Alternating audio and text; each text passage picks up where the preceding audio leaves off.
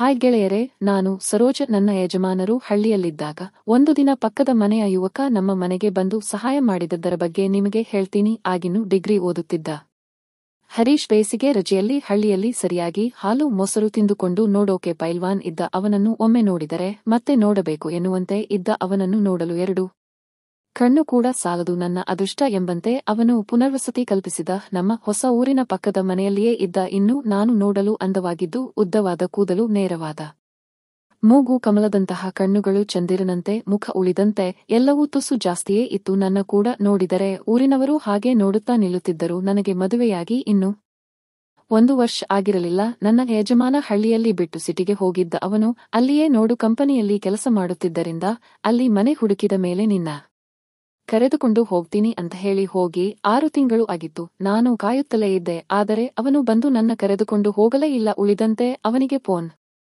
ಮಾಡಿದಾಗ ರಜೆ ಇಲ್ಲ, ಇವಾಗ ಬರ್ತೀನಿ ಅವಾಗ ಬರ್ತೀನಿ ಅಂತ ಹೇಳಿ ನನಗೆ ಬೇಜಾರು ಮಾಡುತ್ತಿದ್ದ. ಇನ್ನು ಈ 6 ತಿಂಗಳಲ್ಲಿ ಕೇವಲ 3 ಬಾರಿ ಮನೆಗೆ ಬಂದು ಹೋಗಿದ್ದ. ಹೀಗಾದರೆ ಹೇಗೆ ನಿಮಗೆ ಗೊತ್ತಲ್ಲ? ಅದು ಮಳೆಗಾಲದ ಸಮಯ ಕೂಡ ಆಗಿತ್ತು. ತಣ್ಣನೆಯ ಗಾಳಿಯ ಜೊತೆಗೆ ಮಳೆಯೂ ಇರುತ್ತಿತ್ತು. ಹೀಗಿದ್ದಾಗ ಒಬ್ಬಂಟಿಯಾಗಿ ಇದ್ದವರಿಗೆ ಅವರ ಕಷ್ಟ ಗೊತ್ತಿದೆ.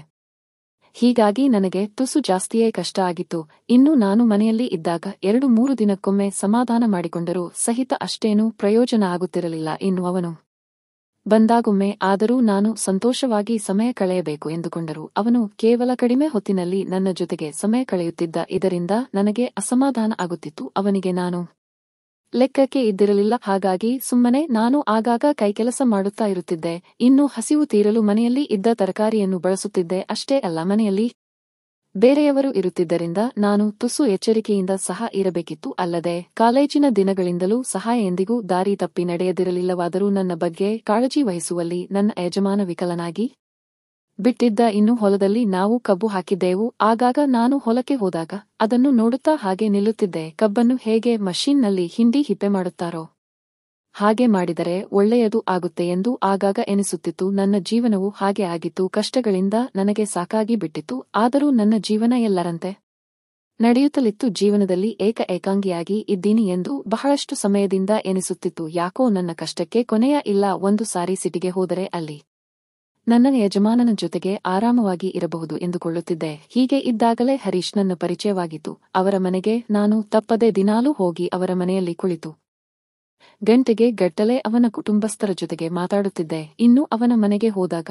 ಯಾವಾಗಾದರೂ ಅವನ ಕೈ ಹಿಡಿದು ರಿಮೋಟ್ ಕಸಿದುಕೊಳ್ಳುವುದು, ಅವನಿಗೆ ಏನಾದರೂ ಎನ್ನುವುದು, ಕಿಚಾಯಿಸುವುದು, ಹೀಗೆ ಏನಾದರೂ ತೊಂದರೆ ಕೊಡುತ್ತಲೇ ಇದ್ದೆ. ಅವನು ಕೂಡ ಆಗಾಗ ಹಾಗೆ ಮಾಡುತ್ತಿದ್ದ. ಹೀಗೆ ನಮ್ಮ ನಡುವೆ ಸ್ವಲ್ಪ ಗೆಳೆತನವಿತ್ತು. ಆದರೆ ಹೀಗೆ ಕಸಿದುಕೊಳ್ಳುವಾಗ ನನಗೆ ಏನೇನೋ ಎನಿಸುತ್ತಿತ್ತು. ಆದರೆ ಅವನು ಮಾತ್ರ ಇದೆಲ್ಲ ಮಾಮೂಲು ಎಂದು ಸುಮ್ಮನಿರುತ್ತಿದ್ದ. ಇನ್ನು ಅವನು ಯಾವಾಗಾದರೂ ನನ್ನ ಮನೆಗೆ ಬಂದಾಗೊಮ್ಮೆ ಕೆಲವೊಮ್ಮೆ ಚಹಾ ಕೊಡುವುದು, ಅವನಿಗೆ ತಿನ್ನಲು ಕೊಡುವುದು, ನೆಲ ಒಡೆಸುವುದು, ಹೀಗೆ ಏನಾದರೂ ಒಂದು ಮನೆ ಕೆಲಸ ಮಾಡುತ್ತಲೇ ಇದ್ದೆ. ಅವನು ಕೂಡ ಅಷ್ಟೇ ಸೌಂದರ್ಯವನ್ನು ನೋಡುತ್ತಿದ್ದರು ಸಹಿತ ಏನೂ ಗೊತ್ತಿಲ್ಲದಂತೆ ಇರುತ್ತಿದ್ದ. ಆದರೆ ಇಲ್ಲಿ ಒಂದು ಸಮಸ್ಯೆ ಇತ್ತು. ಅದೇನು ಎಂದರೆ ಅವನು ಸುಮ್ಮನಿದ್ದನಂತೆ ನಟಿಸುತ್ತಿದ್ದರು ಸಹಿತ ಮತ್ತೊಬ್ಬ ಸುಮ್ಮನಿರದೆ ಆಗಾಗ ಎದ್ದು ಕುಣಿಯುತ್ತಿದ್ದ. ಅದನ್ನ 1-2 ಸಲ ಗಮನಿಸಿ ನಾನು ಸುಮ್ಮನಿದ್ದೆ. ಇನ್ನು ಜೀವನದಲ್ಲಿ ಸಿಗದ ಸಂತೋಷವನ್ನು ಹೊರಗೆ ಹುಡುಕಬೇಕು ಎಂಬ ಯೋಚನೆ ದಿನೇ ದಿನೇ ಹೆಚ್ಚಾಗತೊಡಗಿದವು.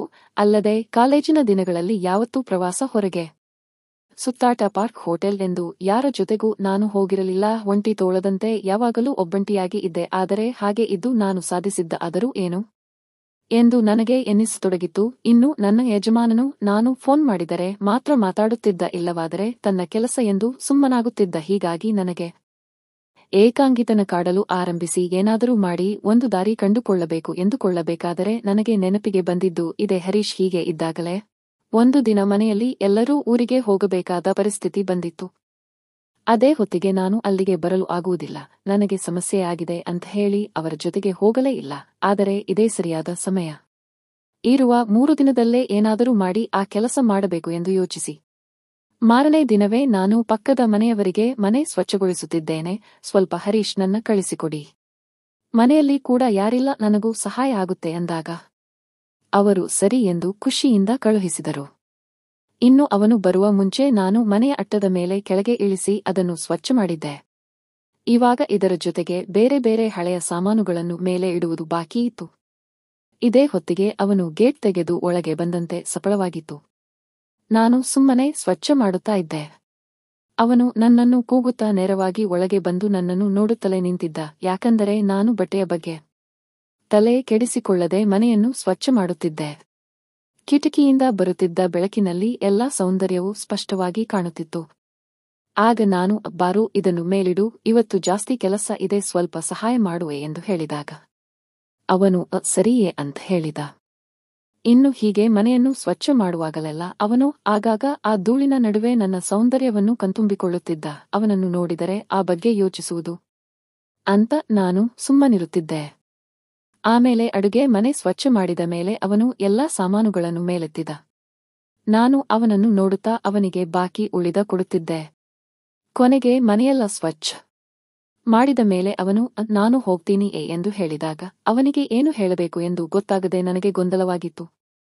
ಆಗ ಆದದ್ದು ಆಗಲಿ, ಪ್ರಯತ್ನ ಮಾಡೋಣ ಎಂದು ನಿರ್ಧರಿಸಿ ಆವಾಗಲೇ ಮನೆ ಸ್ವಚ್ಛ ಮಾಡುವಾಗ ಮೇಲೆ ನಿಂತು ಏನು ನೋಡ್ತಾ ಇದ್ದೆ ಎಂದು ಕೇಳಿದಾಗ ಅವನು ಏನು ನೋಡಲಿ, ಯಾವುದರ ಬಗ್ಗೆ ಕೇಳ್ತಾ ಇದ್ದೀರ ಎಂದಾಗ ನಾನು ಸರಿಯಾಗಿ ನೆನಪು ಮಾಡಿಕೋ, ನೀನು ಏನು ನೋಡ್ತಾ ಇದ್ದೆ ಎಂದು ಮತ್ತೆ ಕೇಳಿದಾಗ ಅವನು ಏನು ನೋಡಲಿ, ನನ್ನ ಪಾಡಿಗೆ ನಾನು ಕೆಲಸ ಮಾಡಿದೆ ಅಲ್ವಾ ಎಂದು ಹೇಳಿದ. ಆಗ ನಾನು ಸರಿ, ನೀನು ಏನು ನೋಡ್ತಾ ಇದ್ದೆ ಅಂತ ನಿನ್ನ ಮನೆಯಲ್ಲಿ ಹೇಳ್ತೀನಿ, ಅವರು ಯಾರ ಮಾತೂ ನಂಬುತ್ತಾರೆ, ಅವಾಗ ನಿನಗೆ ಗೊತ್ತಾಗುತ್ತೆ ಅಂದಾಗ ಅವನು ದಯವಿಟ್ಟು ಬೇಡ, ಹಾಗೆ ಮಾಡಬೇಡಿ, ನಾನೇನು ಮಾಡಲಿ, ಅದೆಲ್ಲ ಸಹಜ ಎಂದು ಸಪ್ಪೆ ಮೊರೆ ಹಾಕಿದ. ಅವನನ್ನು ಸತಾಯಿಸಲೆಂದೆ. ನಿನ್ನ ಬಗ್ಗೆ ಹೇಳುತ್ತೇನೆ ಎಂದಾಗ ಆತ ದಿಕ್ಕು ತೋಚಿದಂತೆ ಬೇಡ, ದಯವಿಟ್ಟು ಹೇಳಬೇಡಿ, ಕ್ಷಮಿಸಿಯೇ ಎಂದು ಮುಖ ಸಪ್ಪೆ ಮಾಡಿದ. ಅವನ ಭಯ ಕಂಡು ನಾನು ಸರಿ, ಹಾಗಿದ್ರೆ ಹೇಳಬಾರದು ಅಂದ್ರೆ ನೀನು ಇನ್ನೊಂದು ಕೆಲಸ ಮಾಡಬೇಕು ಎಂದಾಗ ಅವನು ಸರಿ, ನೀವು ಹೇಳಿದ್ದು ಮಾಡ್ತೀನಿ, ಇನ್ನು ಬೇರೆ ಏನಾದರೂ ಸ್ವಚ್ಛ ಮಾಡೋದು ಇದ್ರೆ ಹೇಳಿ, ಸ್ವಚ್ಛ ಮಾಡ್ತೀನಿ ಅಂತ ಹೇಳಿದ.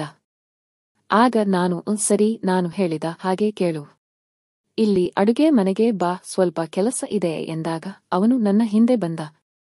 ಅವನಿಗೆ ಪೂರ್ತಿ ಎಲ್ಲವನ್ನೂ ತೋರಿಸಿದೆ. ಅವನು ಗಾಬರಿಯಿಂದ ಮೊದಲು ಯಾವತ್ತೂ ನೋಡಿಲ್ಲ, ಇದು ಮೊದಲ ಬಾರಿಯೇ ಎಂದ. ಆಗ ನಾನು ಸರಿಯಾಗಿದ್ದರೆ ಏನು ತೊಂದರೆ ಇಲ್ಲ, ನೀನು ಯಾರಿಗೂ ಹೇಳಬಾರದು ಎಂದು ಮಾತು ಪಡೆದು ಅವತ್ತು ಅಲ್ಲಿಯೇ ಅವನಿಗೆ ಬಾಕಿ ಎಲ್ಲಾ ಕೆಲಸವನ್ನು ಮಾಡಿಸಿದೆ. ಅವನು ಕೂಡ ಸರಿಯಾಗಿ ಕೆಲಸವನ್ನು ಮಾಡಿದ. ಮನೆಯನ್ನು ಸ್ವಚ್ಛ ಮಾಡುವಾಗ ಹೇಗೆ ಸಹಾಯ ಮಾಡಿದನೋ ಅದಕ್ಕಿಂತ ಹೆಚ್ಚು ಶ್ರದ್ಧೆಯಿಂದ ಈ ಕೆಲಸವನ್ನು ಮಾಡಿದ್ದ. ಅವನ ಕೆಲಸವನ್ನು ಕಂಡು ನಾನು ಗಾಬರಿಯಾಗಿದ್ದೆ, ಬಹಳ ತಿಂಗಳ ನಂತರ ಮಾಡಿದ್ದಕ್ಕೆ. ಮತ್ತೆ ಆ ಕೆಲಸವನ್ನು ಕಂಡು ನನಗೆ ಸಂತೋಷವಾಗಿತ್ತು. ಆದರೆ ಇದರಿಂದ ನನ್ನ ಜೀವನದಲ್ಲಿ ಬಿರುಗಾಳಿಯೇ ಎದ್ದಿತು. ಮುಂದೆ ಒಂದು ದಿನ ಬೇರೆಯವರಿಗೆ ಗೊತ್ತಾಗಿತ್ತು. ಅವರು ಬಂದು ನನ್ನ ಹೆದರಿಸತೊಡಗಿದರು. ನನಗೆ ಏನು ಮಾಡಬೇಕು ಎಂದು ಗೊತ್ತಾಗಿರಲಿಲ್ಲ. ಕೊನೆಗೆ ನಾನು ಮಾಡಿದ ತಪ್ಪಿಗೆ ಮತ್ತೆ ಬೆಲೆ ತೆರಬೇಕಾಯಿತು. ಸದ್ಯ ಮನೆಯವರಿಗೂ ಬೇಡವಾಗಿ, ಕುಟುಂಬಸ್ಥರಿಗೂ ಬೇಡವಾಗಿ ಒಬ್ಬಂಟಿಯಾಗಿ ಜೀವನ ನಡೆಸುತ್ತಿದ್ದೇನೆ. ಗೊತ್ತಿದ್ದೋ ಗೊತ್ತಿಲ್ಲದೆಯೋ ಮಾಡಿದ ತಪ್ಪಿಗೆ ಬೆಲೆ ತೆರಬೇಕಾಗಿ ಬಂದಿದೆ. ಹೀಗಾಗಿ ಕೆಲವೊಮ್ಮೆ ಘಟನೆಗಳನ್ನು ಮುಂದುವರೆಸಬಾರದು. ಅಲ್ಲದೆ ಯಾರೂ ಕೂಡ ಹೀಗೆ ಮಾಡಬಾರದು. ಇದಕ್ಕೆ ನನ್ನ ಜೀವನವೇ ಉದಾಹರಣೆ. ಹಾಗಾಗಿ ಸಮಾಜದಲ್ಲಿ ಉನ್ನತ ನಾಗರಿಕನಾಗಿ ಸಮಾಜಕ್ಕೆ ಒಳ್ಳೆಯ ಸಂದೇಶ ನೀಡುವ ಸ್ಫೂರ್ತಿದಾಯಕ ಬೇರೆ ಬೇರೆ ಕಥೆಗಳ ಬಗ್ಗೆ ತಿಳಿಯಬೇಕು. ಇವೆಲ್ಲವೂ ಕಾಲ್ಪನಿಕವಾಗಿದ್ದರಿಂದ ಇವನ್ನು ಕೇವಲ ಒಂದು ಕಥೆಯಾಗಿ ಮಾತ್ರ ಕಾಣಬೇಕು. ಆದರೆ ಇವೆಲ್ಲ ಕೆಲವು ಕಾಲ್ಪನಿಕ ಘಟನೆಗಳು ಆಗಿದ್ದು ಇವನ್ನು ಸ್ಫೂರ್ತಿಯಾಗಿ ತೆಗೆದುಕೊಳ್ಳದೆ ಸಮಾಜದಲ್ಲಿ ಒಳ್ಳೆಯವರಾಗಿ ನ್ಯಾಯಯುತವಾಗಿ ಜೀವನ ನಡೆಸಬೇಕು.